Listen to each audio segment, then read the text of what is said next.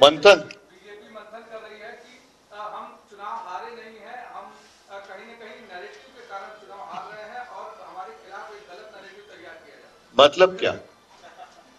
उनका कहना है कि 400 पार का जो नारा था संविधान बदलने का, वो गलत नैरेटिव। तो फिर दिया क्यों था?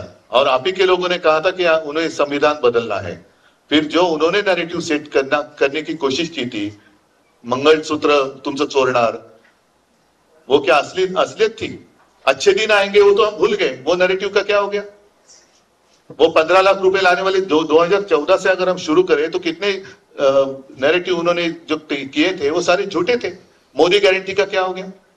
आपके घर से आपकी तोटी वो निकाल कर लेके जाएंगे, क्या ये संभव है? वीज कनेक्शन काट दिया जाएगा, क्या ये संभव है? तो ये झूठ नहीं था। हाँ, एक मिनिट जरा मराठी।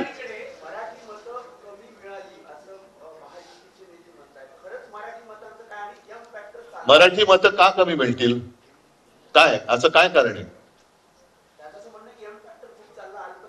एम म्हणजे मराठी आलाच ना, एम मध्ये मराठी नाही, एम फॅक्टर। आणि मी तुम्हाला सांगतो, यावेळेला आम्हाला, मी अभिमानाने सांगेन की लोकशाही वाचवण्यासाठी सर्व धर्मियांनी मतदान केलं। त्याच्यात माझे मराठी तर आहेतच, हिंदू सुद्धा आहेतच, मुस्लिम सुद्धा आहेतच, ख्रिश्चन आहेतच, शीख आहेत, इतर सर्व।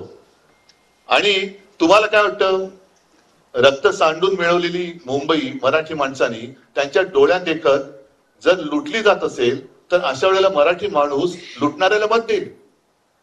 महाराष्ट्र आणि मुंबईतला मराठी माणूस मुंबई आणि महाराष्ट्र लुटणाऱ्याला कदापि झोपेत सुद्धा मत नाही देणार। त्याच्यामुळे अजूनही भारतीय जनता पक्षाला वास्तवाची जाणीव आली नसेल तर मग त्याला निवडणुकीच्या निकालाच्या विस्तवाला सामोरं जावं लागेल।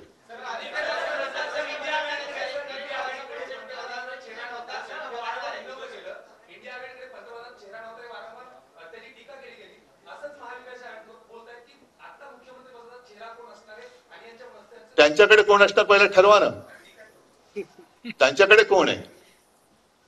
आता प्रश्न त्यांच्याकडे पण आहे।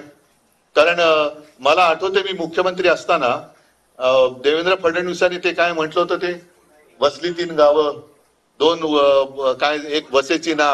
आता हालत त्यांची तशीच आहे, तिन्हीच्या तिन्ही ओसाड आहेत, एक सुद्धा बसत नाहीये।